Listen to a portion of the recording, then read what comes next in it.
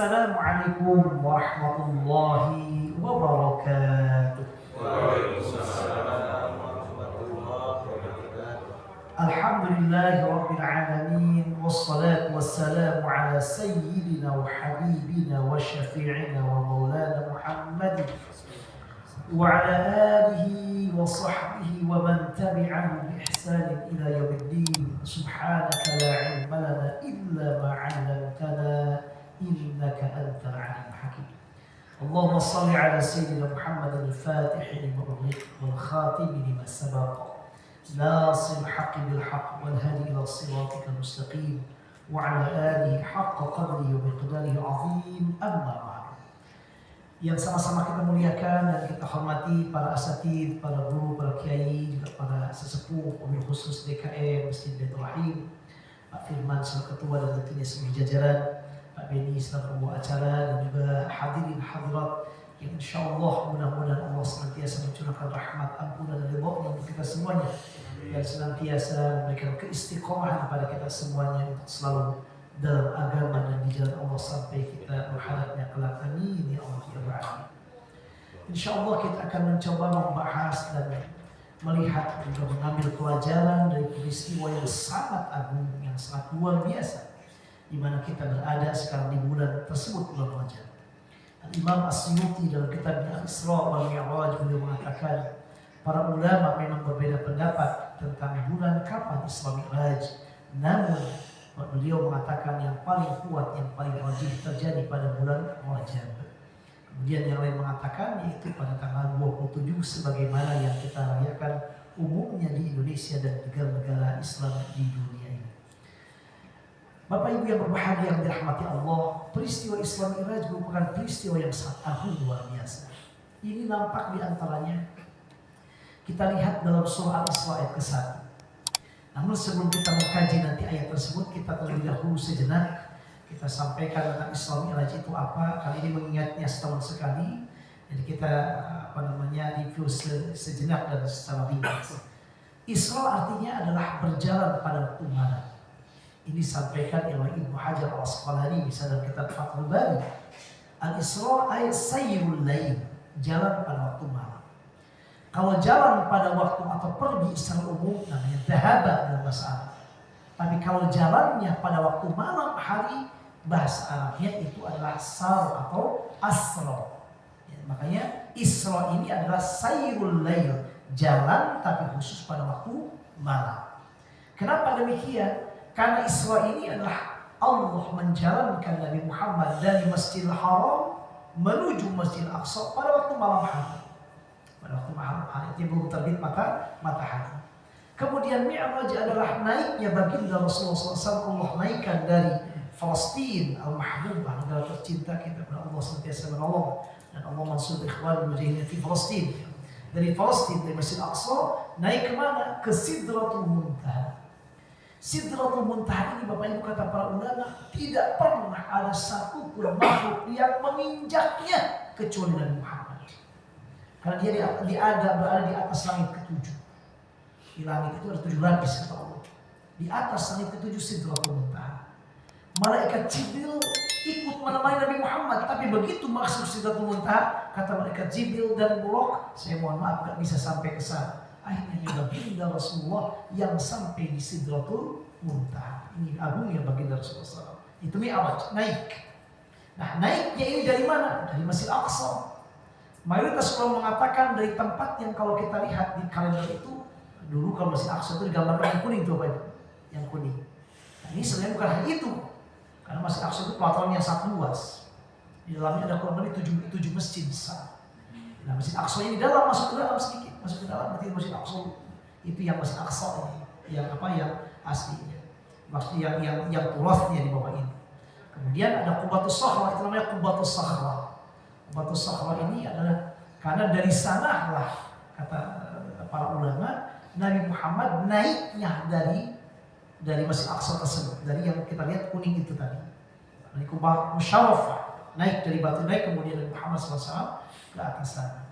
Dan batu itu di mana Nabi Muhammad naik ke langit ini atau Sidratul Muntaha ini, itu kata para ulama itu adalah sebagaimana firman Allah dalam Al-Quran, wastami' yawma yunadil munadi min makanin qarib, min makanin ba'id. Jadi nanti pada hari di mana hari kiamat akan ada penyeru yang dia menyeru seluruh manusia pada hari kiamat. Tempat menyerunya di persis Nabi Muhammad ketika naik dari Mi'raj, yaitu dari Palestina, dari Masjid Aqsa ke Sidratul Muntaha. Nah, ini kata para ulama. Para ulama juga mengatakan kenapa Nabi Muhammad dinaikkan oleh Allah dari tempat itu, dari Masjid Aqsa. Ya, ada ulama mengatakan, ahli tafsir ketika menjelaskan ayat tersebut, surat Al-Isra ayat 1, karena tempat yang paling dekat antara bumi dengan langit itu di sana. Di tempat yang paling dekat bumi dengan langit pertama, pintunya itu di sana. Ada sampai menghitung sekian mil, sekian.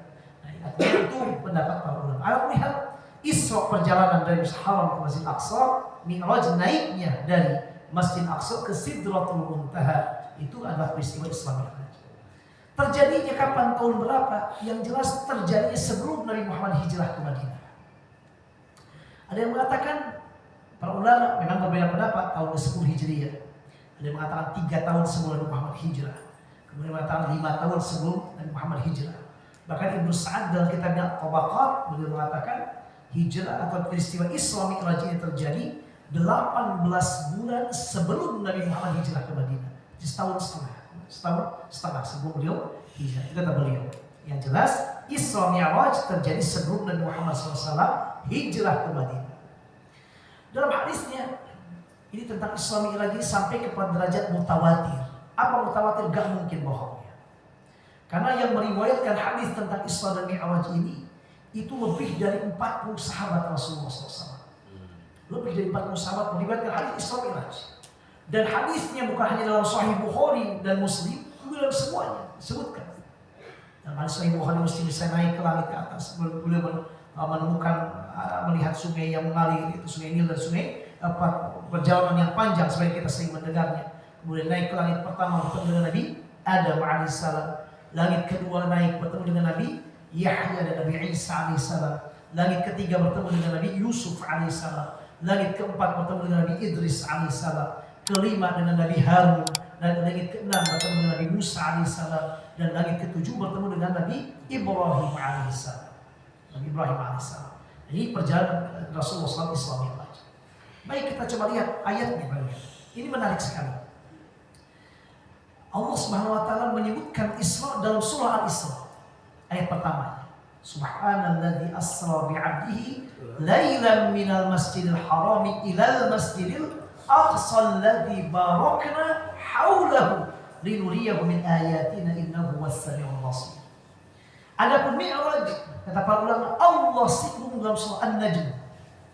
Wan najmi idza hawa ma dhalla sahibukum wa ma ghawa wa ma yantiqu 'anil hawa in huwa illa wahyu yuha 'allamahu ash-shadidul quwa dhu mirratin fastawa wa huwa bil ufuqil a'la thumma dana fatadalla fa kana qaba qawsayn aw adna fa awha ila 'abdihi ma awha ma kadama al-fuadu ma ra'a afatumalunahu 'ala ma yara. Kemudian wala qad ra'ahu nazlatan ukhra 'inda sidratil muntaha. Wala qad ra'ahu, kata ahli tafsir, Nabi Muhammad melihat Jibril dalam wujud asli. Kemudian 'inda sidratil muntaha 'inda jannatul ma'wa idh yaghsha sidrata ma yaghsha ma zagha al-basar wa ma tagha laqad ra'a min ayati rabbihil kubra. Jadi Mi'raj adalah surat An-Najm. Al-Isra tentang surat Isra-nya tentang surat Al-Isra. Nah, yang menarik Bapak Ibu sekalian, saking agungnya peristiwa ini, pertama Allah menyimpan kisah Isra Mi'raj itu di ayat pertama surat Al-Isra. Subhanalladzi asra bi'abdihi lailan. Itu ayat pertama.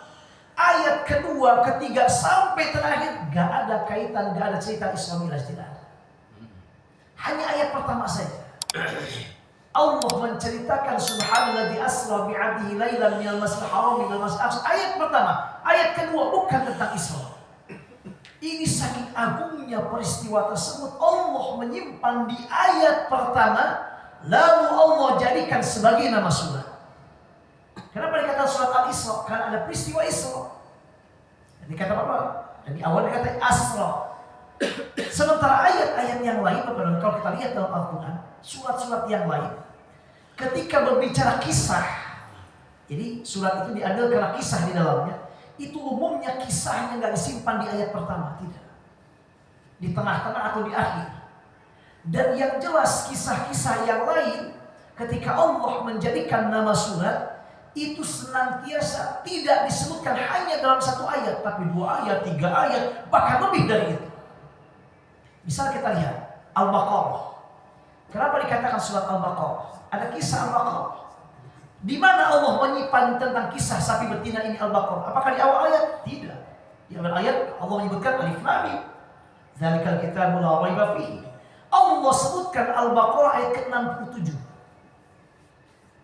Idz qala Musa liqaumi ya qaumi innallaha ya'murukum an tadhbahu baqarah. Qalu atattakhiduna huzwa? Qala a'udzu billahi an aqula minal jahilin. 67. Terus diceritakan Al-Baqarah lebih dari satu ayat. Ali Imran. Kenapa dikatakan surat Ali Imran? Keluarganya Imran. Gak ada di ayat pertamanya. Ayat pertamanya Alif Lam Mim juga. Ayat lalu di mana Allah sebutkan kisah kenapa disebutkan Ali Imran mulai dari ayat ke-33.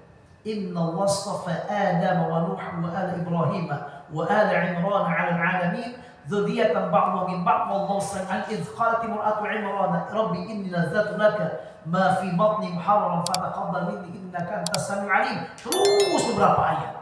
Dan enggak pernah dalam satu ayat, tidak, beberapa ayat. Al-Baqarah beberapa ayat, Al-Imran beberapa ayat. Al-Maidah hidangan dari langit. Di mana Allah meletakkannya? Bukan di awal surah. Dan tidak dalam satu ayat, disimpan di akhir-akhir. Ayat 100, 111 atau 112. Idz qala al-hawariyuna ya Isa ibn Maryam hal yastati'u rabbuka an yunazzila 'alaina ma'idatan minas sama'. Qala taqullaha in kuntum mu'minin. Qalu nuridu an na'kula minha wa tatma'inna qulubuna wa na'lamu an qad sadaqtana wa nakuna 'minasy syahidin. Disebutkan di akhir-akhir dalam beberapa ayat, bukan dalam satu ayat. Al-Maidah. Al-Kahfi yang sering kita baca. Apakah disimpan di ayat pertama Bapak Ibu? Tidak. Ayat pertamanya Alhamdulillahilladzi anzala 'ala 'abdil kitaba wa lam yaj'al lahu 'iwaja. Ayat kedua bukan qayyiman liyunzira bihi ba'san syadidan ila akhir. Disebutkan Ashabul Kahfi dan Al-Kahfi ayat keberapa? Ke-9. Am hasibta anna ashabal kahfi wal raqib kanu min ayatina ajaba. Bisa. Jadi surah Al-Isra ini ayat yang penting, kisah yang penting sampai Allah menjadikan disimpan di ayat pertama dari surat Al-Isra. Lalu dijadikan nama surat Isra. Dan kata para ulama, mayoritas para ulama, nama-nama surat dalam Al-Quran itu Bapak Ibu sifatnya tauqifi. Apa tauqifi? Wahyu dari Allah. Allah yang memerintahkan, hai Nabi Muhammad, simpan ini namanya surat ini surat ini surat ini. Jadi bukan ijtihad Nabi Muhammad, bukan. Wahyu dari Allah. Dan tidak semata-mata Allah meletakkan, menyimpan dan menamakan ini surah Al-Isra ini kecuali menunjukkan pentingnya, agungnya peristiwa ini. Nah, kita lihat surat Nuh. Memang tentang Nabi Nuh. Ini juz keberapa surat itu? Juz ke-29. Surat Nuh memang Allah menyebutkan Nuhnya di ayat pertama. Inna arsala Nuhan ila qaumi an anzir qaumaka min qabli an ya'tiyahum adzabun. Ini disebutkan ayat pertama. Tapi kisah Nabi Nuh gak dalam satu ayat. Semua sampai akhir ayat itu menceritakan kisah Nabi Nuh. Al-Isra ini unik, luar biasa. Allah menyebutkan kisah Isra di ayat pertama dan hanya satu ayat saja. Ayat keduanya bukan berkaitan dengan Isra. Ayat keduanya Allah berfirman, "Wa atayna Musa al-kitaba wa ja'alnahu hudan li bani Israil." Wa ja'alnahu hudan li bani Israil. Kemudian, "Alla tattakhidhu min duni wakila dzurriyyatan man hamalna ma'ahu innahu kana 'abdan syakura." Ayat kedua, ketiganya bukan berkaitan Isra. Dan surat Al-Isra ini ada berapa ayat Bapak Ibu? 111 ayat. 111 ayat. Hanya Allah menyebut Isra di ayat pertama. Ayat terakhirnya ayat ke-111 enggak ada kaitan Isra. Allah berfirman, "Wa qul alhamdulillahilladzi lam yattakhidh waladan wa lam yakul lahu waliyyun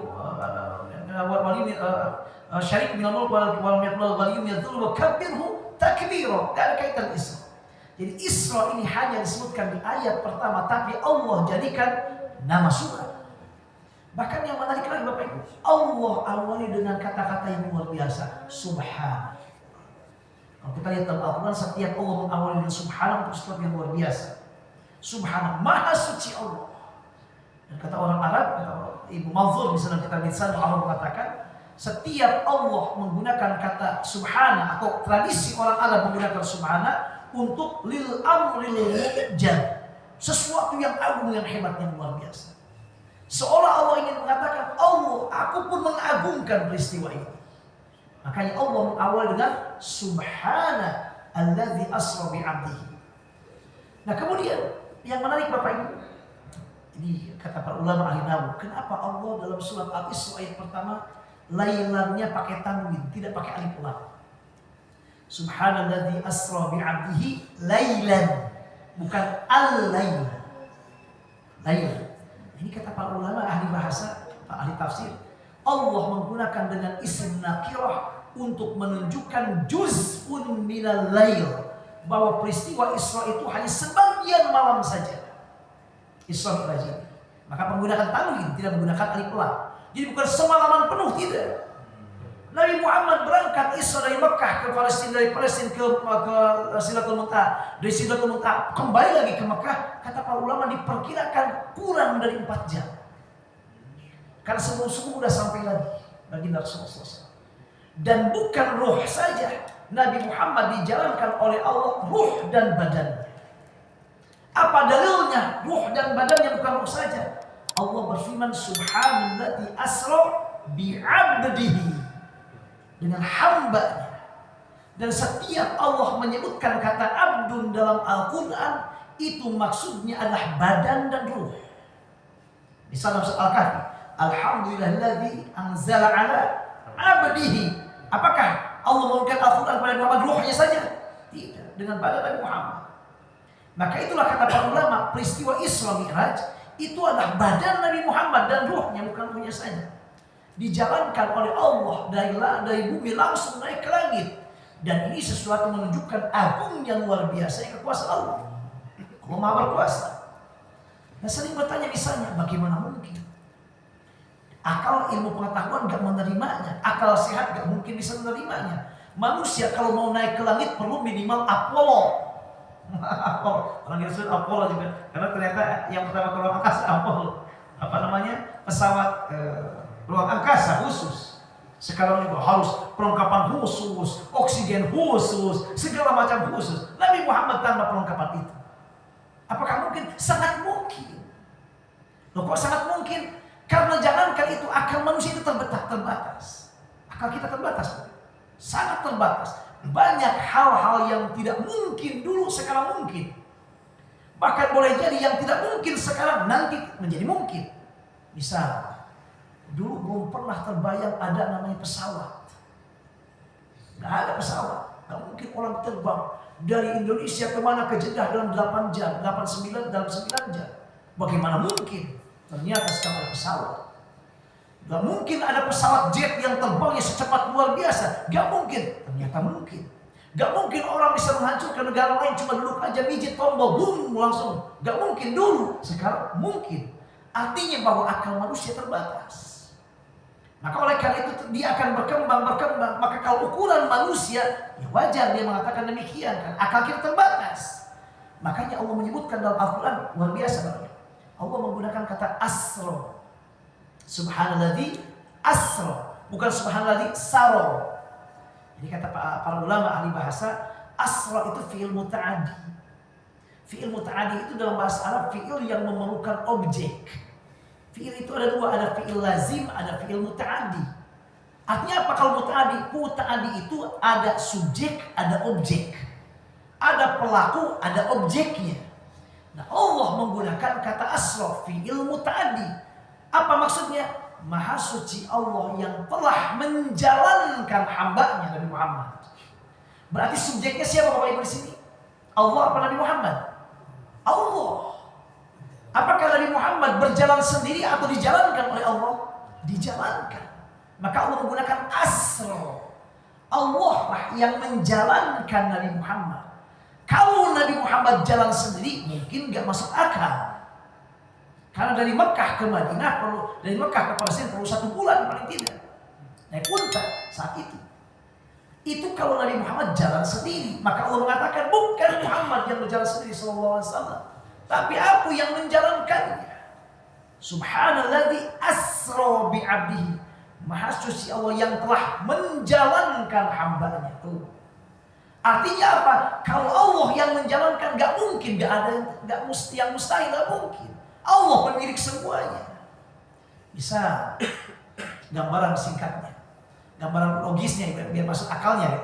Jam dari angka 12 ke jam 12 lagi berapa jam kalau dia muternya? Tuh 12 jam. 12 jam.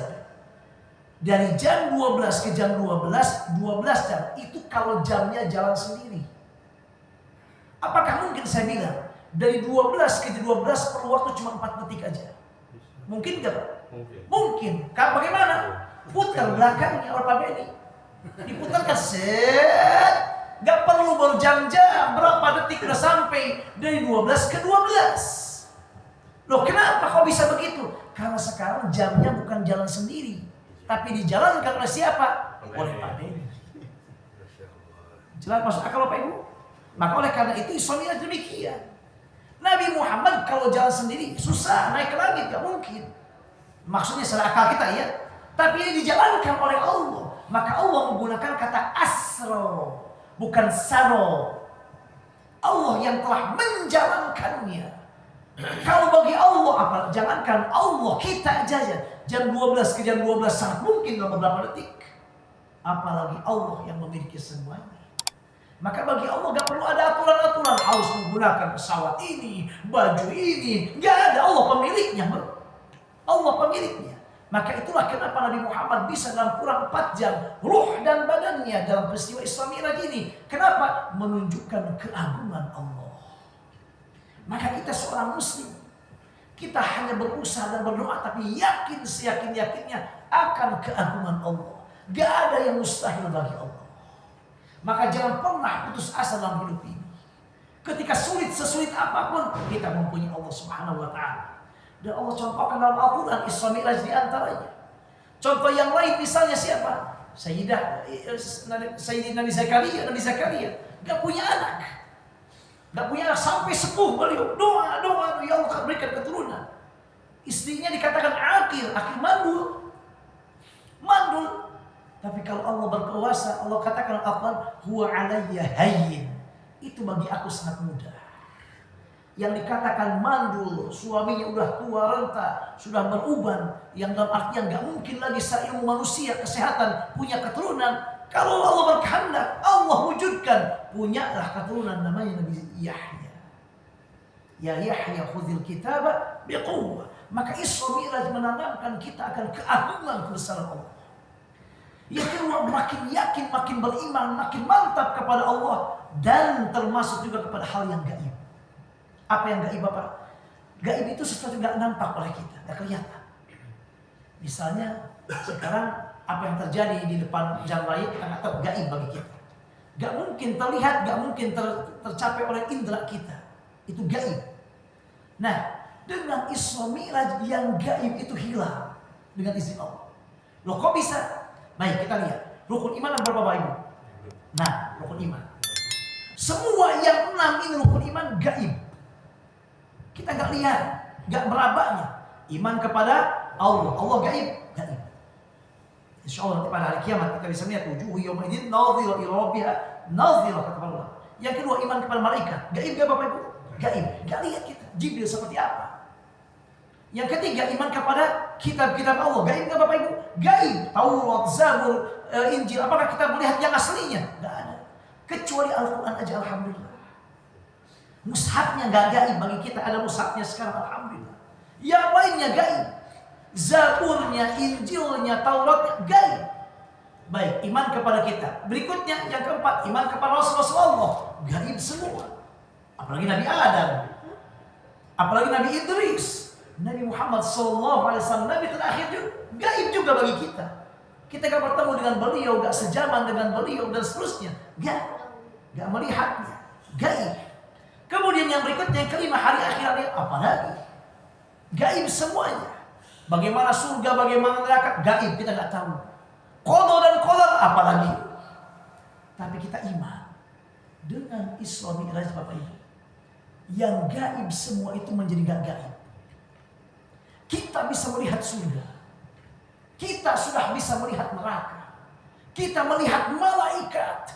Kita melihat nabi-nabi kita nih. Yang kita dengar Nabi Adam, Nabi, kita melihatnya. Nabi Musa, Nabi Ibrahim, kita melihatnya. Kemudian juga apa yang diberikan Allah surga neraka, kita melihatnya. Semua yang gaib tadi menjadi tidak gaib. Kenapa? Dengan Isra Mi'raj. Kok bisa? Bagaimana mungkin kita pernah melihat surga? Iya, kita pernah melihat surga, pernah melihat neraka, pernah melihat malaikat, pernah melihat para nabi, dan juga hal-hal yang lainnya melalui pandangan baginda Rasulullah SAW. Nabi Muhammad Allah tunjukkan ketika peristiwa Isra Mi'raj apa? Melihat malaikat Jibril. Tadi, laqad ra'ahu nazlatan ukhra 'inda sidratil muntaha. Kata para ulama, Nabi Muhammad saat itu Isra Mi'raj melihat Jibril dalam wujud asli. Enggak gaib lagi. Nabi Muhammad SAW kemudian melihat nabi-nabi, bertemu dengan nabi mulai Nabi Adam, kemudian juga Nabi Yusuf, Nabi Musa, Nabi Harun, Nabi Idris, bertemu dengan semuanya. Enggak gaib lagi bagi kita. Nabi Muhammad diperlihatkan juga tentang surga dan neraka. Tuh surga itu, tuh neraka demikian. Peristiwa Isra Mi'raj ini diperlihatkan juga bahasa orang yang baik dan yang tidak baik. Artinya semua rukun iman itu menjadi tidak gaib kecuali satu, melihat Allah. Kita belum. Nabi para ulama mengatakan Nabi Muhammad saat itu melihat Allah tapi dengan hatinya, menurut mayoritas para ulama. Biqalbihi. Ada yang lain mengatakan dengan pandangan wallahu alam, pandangan yang jelas Allah menciptakan kekuatan bisa melihat Allah SWT. Hanya para ulama mengatakan dengan hati beliau. Tapi kata para ulama, mayoritas para ulama, orang beriman yang Allah kehendaki kelak pada hari kiamat bisa melihat Allah, di dunia tidak. Dengan dalil Allah berfirman, wujuhu yawma idzin nadhirah ila rabbiha nazirah, bisa melihat. Jadi semua yang gaib udah enggak gaib lagi sekarang. Alhamdulillah dengan Mi'raj ini. Kita melihat surga, melihat neraka melalui pandangan Nabi Muhammad. Dan pandangan Nabi Muhammad alhamdulillah bukan dengan pandangan kita. Kalau pandangan kita mungkin benar, mungkin bohong. Mungkin iya, mungkin tidak. Pandang wah, Masya Allah, itu sungai luar biasa. Padahal pas ke sana bukan sungai. Itu air luar biasa. Padahal bukan air, pandangan manusia. Sementara pandangan Nabi Muhammad gak mungkin bohong. Allah menjaminnya, wa ma yantiqu 'anil hawa in huwa illa wahyuha. Bicara beliau tidak ada yang berbohong sedikit pun, semuanya berdasarkan wahyu dari Allah. Maka semua jasad yang dilakukan Nabi Muhammad gak ada yang seperti kita. Semuanya benar. Maka oleh karena itulah kata para ulama, dengan adanya Isra Mi'raj ini, dari hakul yakin menjadi ainul yakin. Ain dengan mata kita. Hakul yakin dengan hati keyakinan kita. Sekarang bukan hakul yakin, naik menjadi ainul yakin.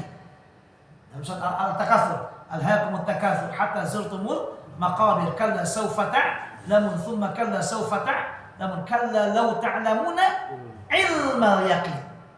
Ilmal yaqin, la tarawunnal jahim thumma la tarawunnaha ainal yaqin. Satu ilmu yakin, yang kedua ainul yakin dengan mata. Maka oleh karena itu makin yakin, makin memantapkan keimanan hal yang gaib.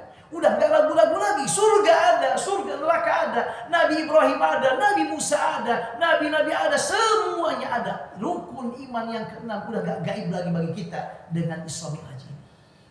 Maka itu yang kata para ulama, meningkatkan keimanan kita ke hal yang gaib. Yang berikutnya adalah pentingnya di sini Bapak Ibu bagian, kita meyakini setiap masalah itu pasti ada solusinya. Setiap hidup itu ada masalah, tapi Allah menjamin dan memberikan juga kabar gembira akan ada solusinya. Loh, kenapa begitu? Karena Isra Mi'raj ini Allah berikan, kata para ulama, di antara hikmahnya menghibur Nabi Muhammad. Pada tahun ketika Isra Mi'raj terjadi, Nabi Muhammad sedang sangat sedih. Dua pengawal bodyguard beliau meninggal dunia. Khadijah binti Khuwailid istri beliau, kemudian paman beliau Abu Thalib di tahun yang sama. Kata para ulama, jaraknya wafatnya Khadijah dengan Abu Thalib itu 1 bulan 5 hari. Khadijah wafat 1 bulan 5 hari berikutnya paman beliau wafat. Dan dua orang ini adalah dua sosok yang membela beliau mati-matian. Karena dua ini orang orang-orang musyrikin Mekah yang mengganggu Nabi Muhammad hanya orang-orang atasnya saja. Yang cemen-cemennya nggak berani. Kenapa? Lihat Khadijah. Kenapa? Lihat Abu Thalib. Begitu dua pengawal Nabi Muhammad wafat, semua yang menghina memaki Nabi Muhammad bukan orang atasnya saja, tapi musyrikin Mekah yang bawah-bawah, yang cemen-cemen juga sama menghina Nabi Muhammad SAW. Sedih Nabi Muhammad. Berangkat ke Taif bertemu dengan Zaid bin Harithah untuk minta bantuan. Apa yang terjadi? Bukannya ditolong oleh Bani Thaqif yang dilempari Nabi Muhammad sampai berdarah. Sedih Nabi Muhammad. Nah, ini artinya masalah. Allah kemudian memberikan solusi dan berikan kabar gembira dengan di-Isra Mi'rajkan yang tidak pernah terjadi Bapak Ibu dengan siapapun makhluk Allah kecuali Nabi Muhammad. Nabi Ibrahim gak pernah Isra Mi'raj, gak pernah naik ke langit, gak pernah ditaik, gak pernah kecuali Nabi Muhammad. Bahkan kata para ulama, itu buruk kendaraannya. Kata Imam Bukhari, kata Rasulullah dalam hadis Imam Bukhari, buruk itu adalah dabatun abiyad fauqal himari wa dunal baghli. Apa? Buruk itu hewan berwarna putih, besarnya di atas keledai, di bawah kuda. Itu buruk, warna putih. Itu buruk ini kata para ulama kendaraan para nabi dan rasul, tapi tidak pernah ada yang menungganginya kecuali Nabi Muhammad. Nabi Muhammad betapa diagungkan luar biasa kedudukannya oleh Allah Subhanahu wa taala. Nabi Muhammad yang sedih demikian diberangkatkan, dijalankan oleh Allah, melihat semua keagungan Allah, kekuasaan Allah, melihat surga, melihat neraka, melihat malaikat, kemudian semua Allah tunjukkan. Maka Allah mengatakan dalam surah Al-Isra, linuriyahu min ayatina. Di antara tanda kekuasaan Allah, aku perlihatkan dia. Dalam An-Najm juga, laqad ra'a min ayati rabbihil kubra. Melihat di antara tanda kekuasaan Allah yang besar, yang luar biasa. Oleh karena itu, maka yang berikutnya yang harus ditanamkan dengan adanya Isra Mi'raj ini adalah kita selalu yakin apapun masalah ada solusinya. Makanya Rasulullah pernah ditanya dari Muhammad hadits Imam At-Tirmidzi dengan sanad sahih, "Ya Rasulullah, ayyun nasi asyaddu bala'an?" Siapa orang yang paling berat tantangannya, berat ujiannya? Kata Rasulullah, al-anbiya, tsummal amsal fal amsal. Yang paling berat para nabi, kemudian orang-orang soleh. Karena Allah akan menguji seseorang berdasarkan keimanannya. Imanannya naik, ujiannya lebih berat. Tapi ujian yang lebih berat tentunya mengangkat derajat beliau. Mengangkat derajatnya dan menghilangkan dosa dan kesalahannya. Maka dengan Isra Mi'raj ini ingin kembali menghibur kepada kita, memberikan ketenangan kepada kita, memberikan kabar gembira untuk kita yang sedang ada masalah, ada kesulitan. Allah berjanji akan menggantikan dengan kebahagiaan dan luar biasa. Hanya yang jelas, jangan lupa ambil sebab. Apa ambil sebab? Ini Allah sebenarnya bisa saja ketika Isra Mi'raj tanpa buruk. Dari Masjid Awal terbangkan aja langsung ke Sidratul Muntaha tanpa ditemani Jibril. Mungkin itu Bapak Ibu? Sangat mungkin bagi Allah. Tapi kenapa Allah kemudian melalui pelantar adanya buruk? Naik kendaraan dulu, berangkat ke Palestina dulu, ketemu dengan para nabi jadi imam di sana, melihat sungai Nil, melihat sungai Efrat, kemudian ditaikkan ke atas. Kenapa mulai demikian? Untuk mengajarkan kita bahwa selain kita tentunya harus selalu berpegang teguh kepada Allah SWT, kembali kepada Allah, berdoa kepada Allah, ambil juga sebabnya. Jangan kita hanya berdoa saja tapi tidak mengambil sebab. Maka oleh karena itu sebab adalah penting. Allah contohkan Nabi Muhammad ketika Isra Mi'raj melalui apa? Melalui sebab. Maka Nabi Nuh juga sama. Coba Nabi Nuh. Ketika Allah misalnya menurunkan banjir Nabi Nuh, Allah bisa saja menyelamatkan Nabi Nuh tanpa kapal. Mungkin ke Bapak? Mungkin. Namun apa kata Allah? Fa'auhayna ilaihi anisna'il fulka bi'ayunina biwahyina wa bi'ayuni wa wahyina. Dan kami wahyukan kepada Nabi Nuh untuk membuat kapal. Untuk membuat kapal. Wahyu. Berdasarkan wahyu dari Allah untuk dia. Kenapa? Allah ingin mengajarkan ambil sebabnya. Berusaha dari kita. Selain tentunya berdoa. Contoh yang lain, misalnya Sayyidah Maryam. Maryam ini Bapak Ibu, dalam surah Al-Imran, Allah pernah berikan untuk Maryam itu hidangan dari langit langsung. Langsung dari langit, gak melalui orang. Maryam sedang di mihrab, Allah turunkan hidangan langsung ke tapuran buah-buahan yang gak ada pada musim itu. Langsung datang dari langit turun di depan beliau tinggal memakannya. Ketika masuk ke mihrab tersebut, Nabi Zakaria bertanya, "Anna laki hadza?" Dari mana ini Maryam? Berkata, "Ini dari Allah. Innallaha yarzuqu man yasha'u bighairi hisab." Ini dari Allah langsung. Allah pernah menurunkan buah-buahan makanan kepada Maryam langsung tanpa pelantang siapapun juga. Namun lihat dalam surah Maryam. Dalam surah Maryam ketika datang waktu melahirkan, fa'aja'al makhadu ila jid'in nakhlati qalat ya laitani mittu qabla hadza wa kuntu nasyan mansiya. Kemudian dia ke belakang pohon kurma sambil mengatakan, "Ya Allah, kalau begini matikan saja." Maksudnya saking beratnya melahirkan. Nah, ini kita sayang kepada istri. Allah menggambarkan Maryam demikian. Kemudian setelah itu melahirkan. Setelah melahirkan lapar, haus. Namanya baru melahirkan, enggak ada siapa-siapa. Coba Pak Ibu. Allah ketika Maryam belum belum punya anak, karena beliau tidak menikah, kemudian punya putra, belum melahirkan si Nabi Isa alaihissalam, Allah pernah memberikan kepada beliau makanan berupa buah-buahan yang langsung tanpa melalui yang lain, tanpa usaha dari Maryam, tanpa ada orang yang mengirimkannya, Allah langsung. Tapi ketika baru melahirkan putra beliau, yaitu Nabi Isa alaihissalam, ketika dia lapar, apa kata Allah? Allah enggak menurunkan langsung dari langit. Allah enggak menurunkan melalui yang lainnya, tidak. Enggak melalui Gosen atau Gojek dan Grab jauh sekarang, enggak ada. Enggak ada kirim demikian. Apa kata Allah? Wa huzzi ilaiki bi jid'in nakhlati tusaqi 'alaiki rutaban janiyya. Wahai Maryam, lapar? Iya lapar. Tuh. Langsung Nabi bilang, gebregen pohon kurma. Goyangkan pohon kurma. Biar kurma yang udah matang jatuh. Allah perintahkan Maryam yang dia wanita baru melahirkan lemah untuk makanan apa? Ambil sebab, usaha dulu apa? Usaha dengan menggoyangkan pohon kurma. Coba Bapak Ibu, nanti insya Allah kalau kita umroh, insya Allah mudah-mudahan. Atau mungkin dekat ke pohon kurma. Dan sekarang pohon kurma kita tunggu di Indonesia juga, alhamdulillah. Alhamdulillah. Coba dekat-dekat nanti jalan-jalan. Coba goyangkan pohon kurma Pak. Ini luar biasa nih. Wah. Pak Agus, suaminya Pak Firman, nah jangan bertiga dah, bertiga.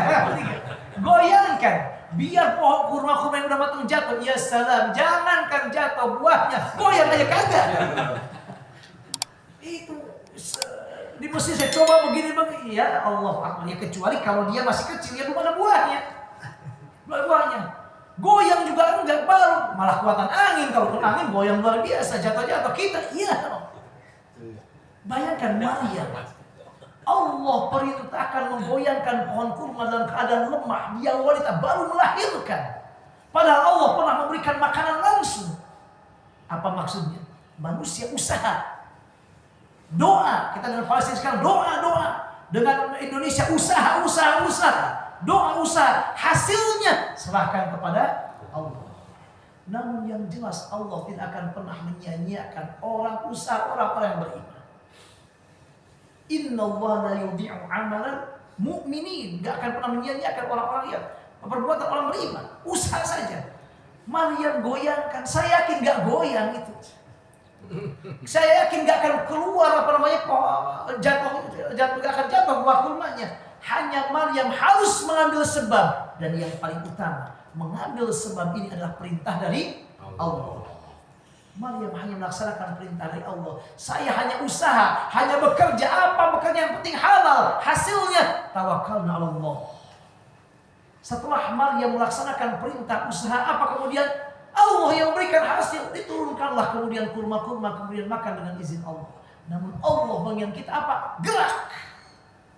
Maka Allah disebutkan taharraku fa inna fil harakati barakah.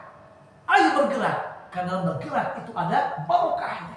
Bekerja, berusaha, kemudian segala macam yang kita harus lakukan. Nah, ini dari peristiwa Islam ini. Tapi apa dengan murok tadi? Kemudian yang berikut yang tidak kalah pentingnya adalah masjid, khususnya Masjidil Haram dan Masjidil Aqsa. Tiap tahun kita peringati Masjidil Aqsa. Islami rajin. Untuk mengingatkan bahwa hati kita jangan berpaling dari dua masjid ini, khususnya Masjidil Haram, Masjidil Aqsa. Kita terus ingat bahwa ada saudara kita di Palestina, ada saudara kita di sana, ada selain tentunya menunjukkan keagungan dua masjid ini. Sampai Allah sebutkan namanya langsung Bapak Ibu. Subhanalladzi asra bi'abdihi minal lailan minal masjidil haram disebutkan ilal masjidil Aqsa disebutkan. Di mana adanya? Di Palestina. Adanya di mana? Di Mekah. Ini menunjukkan bahwa dua masjid dua yang luar biasa sekaligus yang paling utama. Jangan lupa ini dua masjid masjid umat Islam yang harus dijaga, harus dirawat dan juga harus kita sayangi semua, khususnya yang berada di dua penduduk tersebut. Bagi di Palestina jangan sekarang ini. Jangan sampai putus dan pudar. Murid saya seminggu yang lalu, saya punya murid di orang Gaza, kuliah di UIN Jakarta, ambil S2. Saya yang bimbing dan menguji skripsi tesisnya. Dia perawat juga, orang Arab gitu, dia perawat, tapi dia ngambil syariah seperti itu. Suka kontak-kontakan, di mana sekarang? Saya di Palestina, di Gaza. Sekarang di mana? Di Bandung. Di mana sekarang? Kemarin saya SMS, saya ingat itu. Apa pertama terjadi di Gaza? Bagaimana kabarnya? Saya begini, susah begini. Saya SMS lagi sekitar seminggu atau 2 minggu yang lalu. Gak ada jawaban. Tungguin kemana nih? Checklistnya 1, udah selama. Udah berapa hari kemudian ada jawaban. Wah iya sedang sulit. Kemudian disampaikan Muhammad sekarang ditangkap oleh Israel. Istrinya yang menjawab. Beliau ditangkap sekarang karena dia perawat. Kemudian saya lihat dikirimkan videonya dan fotonya. Ya Allah, ditutup ininya, kemudian gak dikasih baju, gak dikasih segala macam, cuma ditutup oleh ini aja, kemudian didudukan bersama yang lainnya. Artinya tidak manusia. Karena beliau seorang perawat medis, nggak angkat senjata, medis. Bayangkan sampai demikian. Ala kulihat mau hati kita kapanpun dimanapun jangan sampai luput dari dua masjid ini, dua kedudukan. Dan yang tidak kalah pentingnya yang terakhir, kenapa Allah menyebut kata masjid? Bisa saja Allah begini. Subhanalladzi asra bi 'abdihi lailan minal harami ilal aqsa. Aqsa otomatis masjid. Haram jelas atau masjid. Masjid haram atau tanah haram. Kenapa Allah sebutkan masjid? Dari masjid ke masjid. Mengingatkan agar kita jangan jauh dari masjid. Mengingatkan agar kita selalu dekat dengan masjid dimanapun juga. Makanya oleh karena itu, kenapa selalu dengan masjid dan masjid agar kita selain agungnya Masjid Haram dan Masjid Al-Aqsa tadi yang kita jelaskan, juga jangan lupa agar kita selalu dekat dengan masjid kapanpun dan dimanapun kita berada. Masjid dan masjid. Makanya dalam surah Jin Allah berfirman saking agungnya masjid ini, wa annal masajida lillah. Sesungguhnya masjid itu milik Allah. Artinya Allah menisbahkan masjid dengan zatnya yang suci, menunjukkan agungnya mulianya makhluk tersebut. Karena setiap ada makhluk Allah yang namanya disambungkan dengan zatnya suci, Baitullah, luar biasa. Kemudian juga misalnya apa? Naqatullah dalam kisah Nabi Saleh, untanya Allah, luar biasa. Karena unta ini gak melalui proses, gak lahir dulu, gak bayi dulu, langsung besar. Tanda kuasa Allah. Termasuk juga Baitullah tadi. Kemudian juga Syahrullah al-Muharram. Kemudian juga termasuk masjid, Baitullah, masjid Allah, milik Allah, sesuatu yang luar biasa yang agung. Makanya Nabi Muhammad al-Hadits radhiyallahu anhu mengatakan, ada 7 golongan yang akan mendapatkan naungan, di antaranya siapa? Rajulun qalbuhu mu'allaqun fil masajid, orang yang hatinya selalu bergantung dengan masjid. Makanya mudah-mudahan dengan Islamiyah ini kita makin cinta masjid, tentunya juga makin cinta juga dengan saudara-saudara kita khususnya yang di Palestina, Masjid Aqsa yang sekarang sedang dilanda tidak diperlakukan dengan baik, dijahati, dizalimi oleh orang-orang Israel. Kemudian juga kita senantiasa menjaga hidup kita untuk selalu dekat dengan Allah Subhanahu wa taala dengan salat kita, dengan masjid kita. Ini barangkali Bapak Ibu bahagia yang dapat saya sampaikan. Jika ada yang boleh didiskusikan, masih ada waktu, silakan. Baik menyangkut tema ini atau barangkali tema-tema yang lainnya, silakan. Jazakumullah khairan katsiran, dan kembali kepada ini. Wassalamualaikum warahmatullahi wabarakatuh. Waalaikumsalam. Silakan Pak Jamal, kesempatan untuk interaktif berkenan sampai nanti. Silakan. Terkait dengan yang dilihat Rasulullah pada saat Mi'raj. Dan Rasulullah melihat neraka pada saat perjalanan Mi'raj tersebut. Saya pernah baca bahwa pada saat di neraka itu Rasulullah melihat penduduk neraka. Sementara ini kan hari akhir belum ada nih Ustaz. Bagaimana memaknai ini secara baik Ustaz? Itu aja. Barakallahu fiik, subhanallah, sangat bagus sekali. Jazakumullah khairan katsiran. Dalam hadis yang lain, hadis riwayat Imam Bukhari, Nabi Muhammad SAW pernah mengatakan, Bilal masih hidup. Wahai Bilal, apa yang kamu lakukan? Aku mendengar suara sendalmu di surga. Bilal masih ada, Nabi Muhammad masih hidup SAW. Tapi Nabi Muhammad pernah melihat demikian. Kata para ulama, banyak penafsiran. Pertama, ada makna zahirnya. Allah tampakkan itu ada surga kepada calon nanti Bilal akan tinggal di dalamnya. Sementara ketika berbicara tentang masalah peristiwa Mi'raj ini, Allah tampakkan nerakanya, dan bagi Allah sangat mungkin dan mudah semuanya. Meskipun neraka belum dibuka, meskipun belum ada orang yang masuk ke dalam neraka sekarang karena belum kiamat, tapi Allah tunjukkan karena itu milik Allah Subhanahu wa taala. Maka itu tidak sesuatu yang sama. Maka Nabi Muhammad melihat dengan pandangan beliau, itu neraka demikian, keadaan penghuni neraka demikian, itu surga demikian, itu keadaan penghuni surga demikian. Termasuk melihat misalnya ada orang yang lidahnya menjuluk, kemudian digunting, kemudian lihat nenek-nenek yang tua, gambaran dunia, semua Allah tunjukkan kepada Nabi Muhammad dalam wujud asli. Makanya Allah mengatakan kenapa? Linuriyahu min ayatina, untuk kami tunjukkan kepada Nabi Muhammad tanda kekuasaan Allah. Jadi Nabi Muhammad melihatnya apa? Dengan pandangan beliau neraka dan surga, meskipun belum terjadi hari kiamat atau belum terjadi hari akhir. Nah, jelas Allah memperlihatkan siapa yang diperlihatkan penghuni nerakanya, calon-calon penghuni neraka. Allah sudah mengetahui siapa yang akan calon penghuni nerakanya. Bagi Allah nggak ada yang luput satupun juga. Dari awal sampai akhir ilmu Allah sempurna, ilmunya mutlak. Oleh karena itu Allah tunjukkan, nah ini calon penghuni neraka yang nanti akan tinggal di sana begini. Diperlihatkan mereka dalam keadaan di neraka. Jadi artinya bahwa dari Muhammad kata melihat dalam keadaan dengan pandangan mata beliau langsung muayyanah, tidak dengan yang lainnya. Ada juga yang mengatakan itu gambaran disampaikan. Memang Allah melihat surga neraka juga, tapi gambarannya maksudnya orang-orang yang nanti akan masuk ke neraka dan diperlihatkan. Namun yang jelas kata para ulama, Nabi Muhammad melihat surga, melihat neraka, melihat penghuninya, melihat hal-hal yang terjadi yang didapati oleh beliau itu dengan pandangan beliau langsung, tidak melalui mimpi, tidak melalui hal-hal yang lainnya, hayalan tidak, tapi dengan pandangan beliau yang langsung. Wallahu a'lam bishawab. Silakan Pak. Waalaikumsalam warahmatullahi wabarakatuh. Ustaz minta keterangan bahwa para nabi yang ada di langit itu berwujud atau Betul. rohnya aja.